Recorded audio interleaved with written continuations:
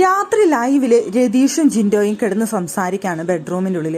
അപ്പോൾ അവർ കിച്ചണിലേക്ക് നോക്കിക്കൊണ്ട് റൂമിൽ കിടന്നുകൊണ്ട് അവിടെയുള്ള ഓരോ കാര്യങ്ങൾ നിരീക്ഷിച്ചുകൊണ്ടിരിക്കുകയാണ്. അപ്പോൾ രതീഷ് പറയുന്നുണ്ട്, ശ്രീരേഖേച്ചി ഓരോ ആഴ്ചയും സേവ് ആയിട്ട് വരാണല്ലേ എന്ന് പറയുന്നുണ്ട്.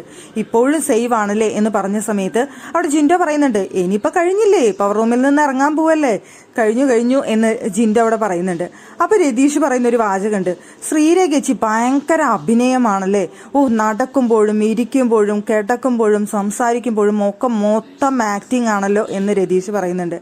അപ്പോൾ ജിൻഡോ പറയുന്നുണ്ട്, അത് നിനക്ക് ഇതുവരെ മനസ്സിലായില്ലേ, ഫുൾ ടൈം ആക്ടിങ് ആണ്, അഭിനയിച്ചുകൊണ്ട് ഭയങ്കര എക്സ്പ്രഷൻ ഇട്ടുകൊണ്ട് ഭയങ്കര ഇതിലാണ് ശ്രീരേഖേച്ചി നടക്കുള്ളൂ എന്നവർ പറയുന്നുണ്ട്.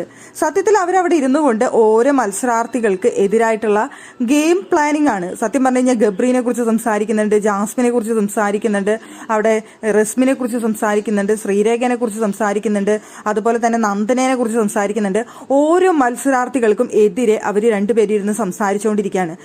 പ്രേക്ഷകരിലേക്ക് എത്തേണ്ട കണ്ടന്റ് കൊടുത്തുകൊണ്ടിരിക്കുകയാണ്, അവരെക്കുറിച്ചുള്ള നെഗറ്റീവായിട്ടുള്ള കാര്യങ്ങൾ.